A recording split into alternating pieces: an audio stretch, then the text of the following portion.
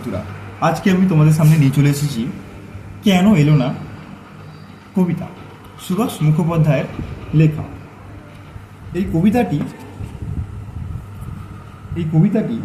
1960 থেকে 62-র মধ্যে লেখা, প্রকাশকাল 1962 সাল।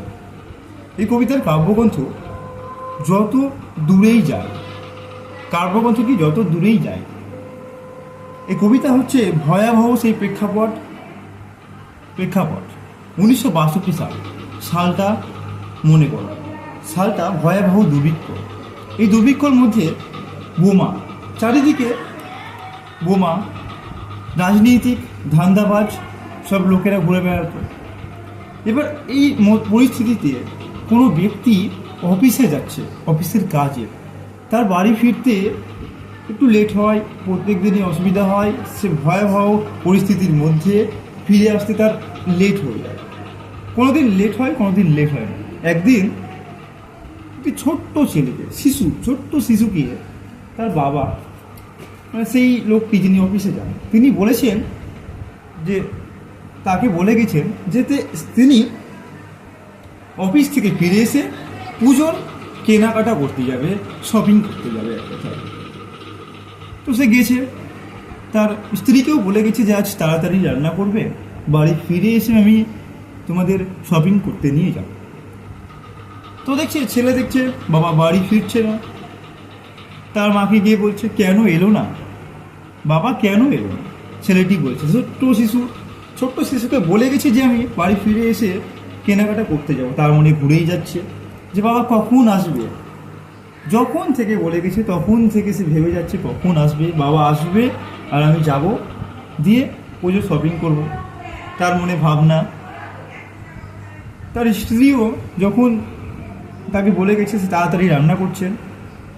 এরপরে যখন তার স্ত্রীর রান্না হয়ে গেছে, তারপরে রান্না হয়ে গেছে এবং ফিরতে লেট হচ্ছে তার বাবার, তো তাও বাড়ি আসছে না। তখন তার স্ত্রীও বলছে কেন এলো না মানুষটা, আজ কেন এলো না?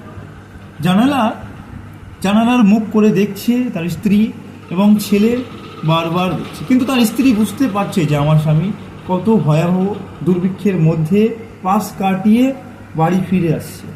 কিন্তু ছোট্ট শিশু, সে তো আর জানে না, সে তো কিছু বোঝে না। সে দেখতে গেল তার বাবা কোথায়, সে বাইরে যাচ্ছে।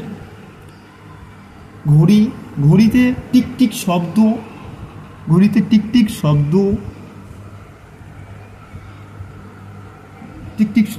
কলে জল পড়ছে। বাড়ির পাঁচিলটা থেকে লাফিয়ে নামলো একটা বেড়াল প্রসঙ্গ কি? বেড়াল তোমরা পড়েছো ক্লাস 10-এ দ্য ক্যাট গল্পে তোমরা পড়েছো বেড়ালের বিশ্লেষণ। তোমরা ওখান থেকেই জানো যে বেড়ালের কী গুণ, বেড়ালের কী বুদ্ধি। ওটা নিয়ে আর বিস্তারিত বলছি না, ওটা আলোচনা করলে আলাদা ব্যাপার। যখন ওটা এক সময়ে আলোচনা হবে ক্লাস 10-এর, তখন ওটা আলোচনা হবে। তার ছেলে যখন পড়তে বসছে, অক্ষরগুলো হিজিবিজি অক্ষর দেখাচ্ছে। সে কিছু বুঝতে পারছে না, কারণ তার মনে ঘুরছে কি, তার বাবা আসবে, আমি পুজোর কেনাকাটা করতে চাই। একটাই প্রসঙ্গ তার মাথায়।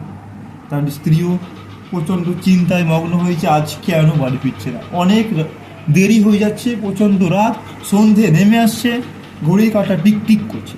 বুঝতেই পারছো ঘড়ির কাঁটা টিকটিক করছে মানে রাত বাজলে যেমন ঘড়ির কাঁটা দেখো টিকটিক শব্দ করে, সেরকমই টিকটিক শব্দ করছে। কলে জলও পড়ছে। তার মা ভুলে কলটাকে জল ছেড়ে চলে এসেছে, সেজন্য কলে জলও পড়ছে। তার ছেলে অক্ষরগুলো পড়তে পারছে না, হিজিবিজি দেখছে। তো সে কী করলো, যখন খুট করে একটা শব্দ এলো, তার মা বলছে কে? ছেলেটা বলছে আমি খোকা। গলির ছেলেটা যখন বাইরে বেরিয়ে এলো, দরজা দাঁড়িয়ে দেখছে এমন রেডিওর খবর বলছে মানুষটা এখনো কেন এলো। রেডিওয় খবরও বলছে, কারণ সেই সময় বুঝতেই পারছো ভয়াবহ দুর্ভিক্ষ। কারণ সেই সময়টা প্রত্যেক দিনই এরকম হতো। তার বাবা আজ নতুন না, এরকম অনেক লোক এরকম পরিস্থিতিতে হারিয়েও গেছে, তারা ফিরেও আসেনি। তাই বলছে কেন এলো না আজ মানুষটা, রেডিওতে বলছে। এরপরে হবে ছেলেটা যখন একটু এগিয়ে গেল সে মনে করছে আর কিছুদিন পর তো পুজো, দেখছে এদিকে বাজি পড়ছে, সে ভাবছে বাজি, কিন্তু এদিকে আদেও বাজি নয়, এদিকে প্রচণ্ড গোলাগুলি, বোমা বিস্ফোরণ ঘটছে। একটা হঠাৎ কালো গাড়ির কাছে দেখে ছেলেটি এগিয়ে গেল, বলছে এখন কে বাজি ফোটাচ্ছে দেখি গিয়ে। সে যখনই এগিয়ে গেল সেই ভয়াবহ পরিস্থিতিতে বোমা ফেটে উঠল, আর সেই বাচ্চাটিকে বোমা ফেটে উঠছে, বাচ্চাটিকে আর খুঁজে পাওয়া যায় না, রক্তাক্ত ছিন্ন অবস্থায়, বুঝতেই পারছো বোমা চলেছে, বোমার আঘাতে বাচ্চাটিকে খুঁজে পাওয়া যাবে না, সেই জন্য রক্তাক্ত ছিন্ন বিচ্ছিন্ন হয়ে গেছে, তার দেহ আর খুঁজেই পাওয়া যায়নি। এরপরে তার বাবা যখন ভয়াবহ পরিস্থিতি থেকে পাশ কাটিয়ে এদিক ওদিক থেকে ফিরে বাড়ি ফিরে এসেছে, তখন দেখছে যে তার ছেলে নেই, তার বাবা মৃত্যুর পাশ কাটিয়ে বাড়ি ফিরে এসেছে।